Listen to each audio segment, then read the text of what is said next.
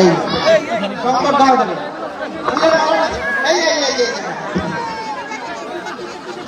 জয় জয় শ্রীরাম, জয় শ্রীরাম। সত্য সনাতন হিন্দু ধর্ম কি, সত্য সনাতন হিন্দু ধর্ম কি, মর্যাদা পুরুষোত্তম শ্রীরামচন্দ্র কি, মর্যাদা পুরুষোত্তম শ্রীরামচন্দ্র কি। এইবার শুভেন্দুদার হাতে মাইক্রোফোন তুলে দিচ্ছি দু চার কথা বলার জন্য আজকের এই দিনে। সমবেত ভক্তমণ্ডলী, আমাদের হিন্দু এবং সনাতন সংস্কৃতিকে যারা বিশ্বাস করেন তারা আজকে এখানে সমবেত হয়েছেন। বিশেষ করে আমার অত্যন্ত সম্মানীয় হেলা সমাজের সমস্ত মানুষজনকে আমি অন্তর থেকে শ্রদ্ধা, প্রণাম, গৈরিক অভিনন্দন জানাই। বঙ্গীয় হিন্দু সেনার কর্ণধার অম্বিকানন্দজি মহারাজ, আমাদের এই জেলার রাষ্ট্রবাদী প্রচারক অনুপম ভট্টাচার্য, আমাদের বোন কেয়া, গৌরব ভাই সহ সমস্ত উপবিষ্ট নেতৃবৃন্দ, অনেকক্ষণ ধরে প্রোগ্রাম চলছে। আমি অনেক সকলের নাম জানলেও বলার সুযোগ নেই। আমি তাদের প্রত্যেককে আন্তরিক ধন্যবাদ জানাই। আপনারা জানেন আজকে অত্যন্ত খুশির দিন। 500 বছরের লড়াই শেষ হয়েছে আজকে বেলা 12:29। ভগবান পুরুষোত্তম রামচন্দ্র মহারাজ তার জন্মস্থানে গর্ভগৃহে তার মূর্তি প্রতিষ্ঠা হয়েছে। প্রাণ মূর্তিতে আমাদের প্রাণ প্রতিষ্ঠা করেছেন পুরোহিত সম্মানীয় যশস্বী প্রধানমন্ত্রী নরেন্দ্র মোদী। পৃথিবীর সবচেয়ে বড় সামাজিক সংগঠন রাষ্ট্রীয় স্বয়ংসেবক সংঘের পূজ্যপাদ সরসংঘ চালক মোহন ভাগবতজি, উত্তরপ্রদেশের যশস্বী মুখ্যমন্ত্রী যোগী আদিত্যনাথজি, মহামহিম রাজ্যপাল উত্তরপ্রদেশ এবং রাম জন্মভূমি তীর্থক্ষেত্র ট্রাস্টের যিনি পুরোধা প্রভু নিত্য গোপাল দাসজি, এবং যার সাক্ষ্যতে আমরা এই জয় সুপ্রিম কোর্ট থেকে ছিনিয়ে নিয়ে এসেছি, রাম ভদ্রাচারীজি সহ গোটা দেশের 7,000 সন্ত সমাজের উপস্থিতিতে আমরা আমাদের ভগবান রামচন্দ্রকে তার জায়গায় অধিষ্ঠান করতে পেরেছি। এই আনন্দ রাখার আর আমাদের জায়গা নেই। এত আনন্দ, আজ অপার আনন্দ। প্রত্যেকটা সনাতনী হিন্দু আমাদের আজকে আমরা আনন্দ মুখরিত চারিদিক। এই আনন্দের মধ্যে আজকে এখানে ভগবান রামচন্দ্রের সঙ্গে যে সমাজের প্রত্যক্ষ যোগাযোগ ছিল হেলা সমাজ, তারা এই গড়চা এলাকাতে বাবা মহাদেবের যে মন্দির আছে, বিশেষ করে গৌরব ভাইয়ের ব্যবস্থাপনায়, অম্বিকানন্দ মহারাজের আশীর্বাদে এখানে আজকে রাজস্থান থেকে তারা শ্বেত পাথরের ভগবান রামচন্দ্র, সীতা মাতা, ভ্রাতা লক্ষণের, হনুমানজি, বজরংবলীর মূর্তি প্রতিষ্ঠা করলেন। আমি এই মহান কাজে শরীক হতে পেরে, পুষ্পার্ঘ্য নিবেদন করতে পেরে, একজন হিন্দু হিসেবে, একজন হিন্দুস্থানী হিসেবে, ভারত মাতার একজন সন্তান হিসেবে নিজেকে গৌরবান্বিত অনুভব করছি। আপনারা যদি দেখেন অতীত ইতিহাস, হানাদার বাবর যেদিন ভগবান রামচন্দ্রের জন্মভূমিতে থাকা মন্দিরকে ভূপাতিত করেছিলেন, একদিনে লক্ষাধিক হিন্দুকে খুন করেছিলেন, শহীদ করেছিলেন। হত্যা করেছিলেন। ৭৫ বার লড়াই হয়েছে, ৩ লক্ষ হিন্দু শহীদ হয়েছে। কোন লড়াইতে আমরা জিততে পারিনি। পরবর্তীকালে আইনি লড়াই এবং নিত্যগোপাল দাসজির নেতৃত্বে সংঘর্ষ, লালকৃষ্ণ আদবানীজি, মুরলী মনোহর যোশীজি, উমা ভারতীজি, সাধ্বী রীতাম্বরাজি, অশোক সিংহলজি, তাদের যে সংগ্রাম এবং কর সেবকদের আত্মবলিদান, আমাদের কলকাতার 2 ভাই রাম কোটারি, শরৎ কোটারি, তারা অযোধ্যার ফৈজাবাদে আত্মবলিদান দিয়েছিলেন। সরজু নদীর রক্ত রক্তাক্ত লাল হয়ে গেছিল। তাই আজকের এই বিজয়ে আমাদের কাছে, হিন্দু স্বাভিমানের কাছে, সনাতনের ঐতিহ্যের কাছে একটা বিরাট বিজয়। এই বিজয়কে ধরে রাখতে হবে। যাবেন কোথায়? যাবেন কোথায়? ৫৫টা দেশ ইসলামিক কান্ট্রি আছে, ইহুদিদের, খ্রিস্টানদের, এমনকি বুদ্ধিস্টদেরও অনেক দেশ আছে। আমাদের সনাতনীদের ভারত ছাড়া আর কোথাও জায়গা নাই। অতএব আমরা এখানে জন্মেছি, এখানেই মারা যাব। যারা বলছেন পেটের ভাত চাই, তাদেরকে আমি বলি যে ভগবান রামচন্দ্র ছিলেন পিতা মাতার অত্যন্ত একজন শৃঙ্খলাপরায়ণ সন্তান, বাবার কথাকে মান্য করেই চলতেন।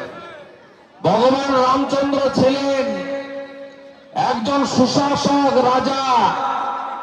যেই রাম রাজাকে হিন্দুরা আমাদের দেব হিসেবে, ভগবান হিসেবে মানি, অন্য ধর্মের লোকরাও প্রজা বাৎসল্য একজন রাজা হিসেবে মানেন।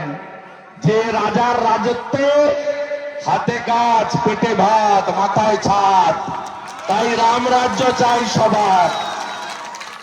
এটাই হলো রাম রাজ্যের আসল স্বরূপ। আমি আজকে অন্য কথায় যাব না, কিন্তু দুঃখ আছে। এই প্রোগ্রামটাও হাইকোর্টের অনুমতি নিয়ে করতে হলো। এইরকম 22টা প্রোগ্রাম কলকাতা হাইকোর্টের অনুমোদন নিয়ে করতে হয়েছে। সকালের মিছিল, সকাল 10টায় শীতে কুয়াশায় বৈকুণ্ঠনাথ মন্দির থেকে আমি হাঁটতে শুরু করেছিলাম। রাম মন্দির, 20,000 মানুষ, কাউকে ডাকতে হয়নি, কোনো পার্টি গাড়ি করে লোক আনেনি, মাইক প্রচার হয়নি, ফুড প্যাকেট হয়নি। এই কলকাতাতে হিন্দু সনাতনীদের ক্ষমতার দম্ভে দাবিয়ে রাখা বেশি দিন আর যাবে না। দক্ষিণ কলকাতার বালিগঞ্জের এই গড়চার মাটিতে দাঁড়িয়ে বলে গেলাম আজকে ভবানীপুরে মিছিল হয়েছে, চারিদিকে জয় শ্রীরামের গুঞ্জ, সর্বত্র গেরুয়া ধ্বজ। আমরা জিতব, রাম রাজ্য হবে, পাপ মুক্ত হবে। জয় শ্রীরাম।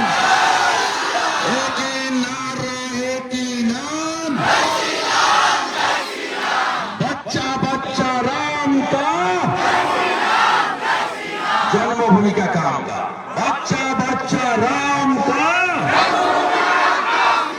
ये तो पाए ढाकी है, ये तो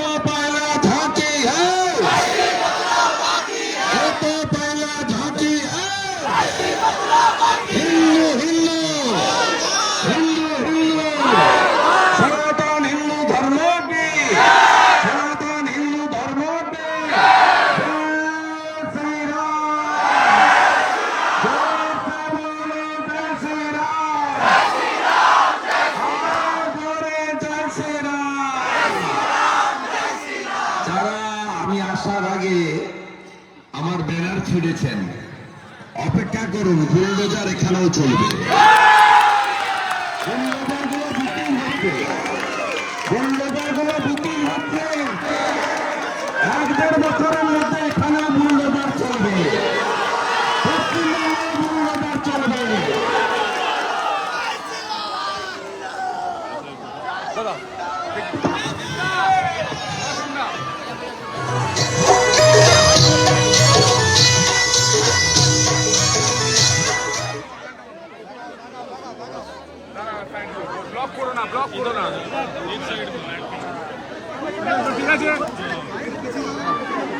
অডিও ক্লিয়ার।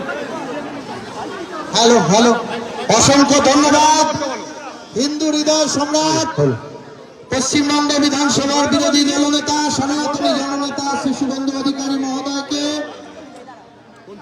এই হেলাবস্তির মানুষ আজ সকলে যেভাবে বেরিয়ে এসে রাম নামের কাছে প্রতিরোধ গড়ে তুলেছেন, অসংখ্য ধন্যবাদ সকলকে। জয় জয় শ্রীরাম।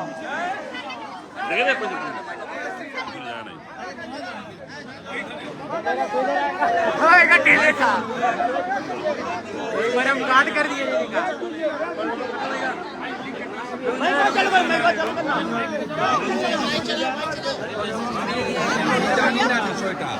জানি না, এবং হঠাৎ আজকে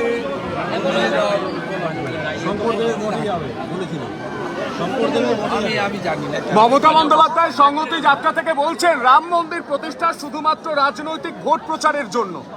ওটা সংগতি যাত্রা ছিল না। এই লোকগুলো যারা হাঁটছে মিছিলে, ছবিটা দেখাবেন কি? এই সংগতি যাত্রা, সংগতি যাত্রা না অন্য কিছু? এটা দেখবেন কি? দেখাবেন?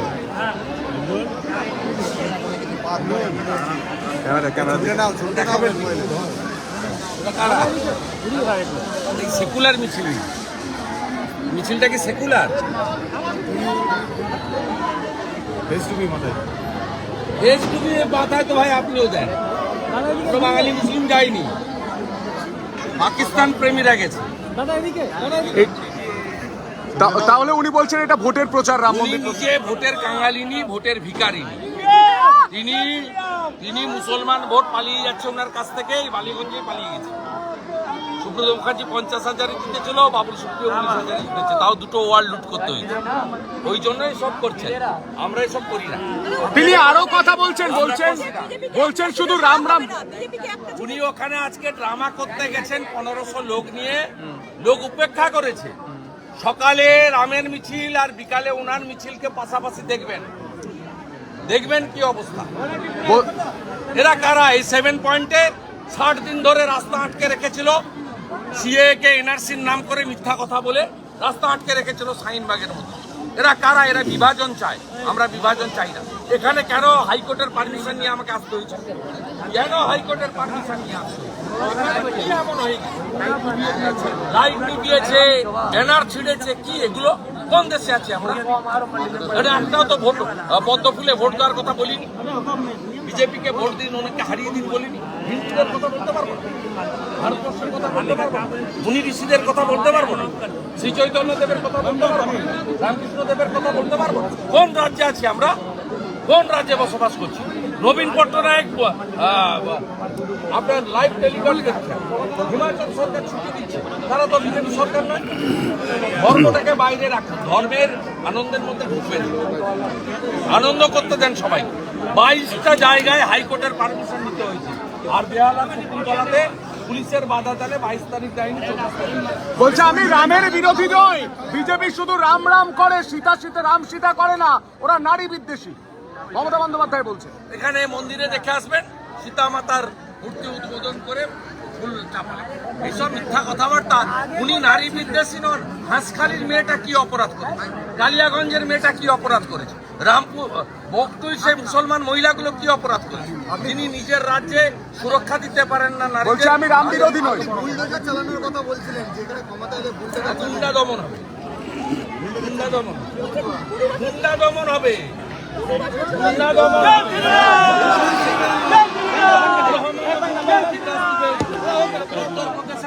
বলেছে গুন্ডার কোনো জাত নেই, ধর্ম নেই, এখানেও বিজেপি সরকার হবে এবং গুন্ডা দমন হবে। পাড়ায় পাড়ায় গুন্ডা, লোককে বেরোতে দেবে না বাড়ি থেকে, লোককে বাড়ি থেকে বেরোতে দেবে না, নিজের মনের কথা বলতে দেবে না। এই গুন্ডামি এক একটা ওয়ার্ডে 8-10 হাজার করে ভোটে ছাপ্পা মেরে দিতেছে, কোনো লোককে ভোট দিতে দেয়নি, কোনো লোককে ভোট দিতে দেয়নি।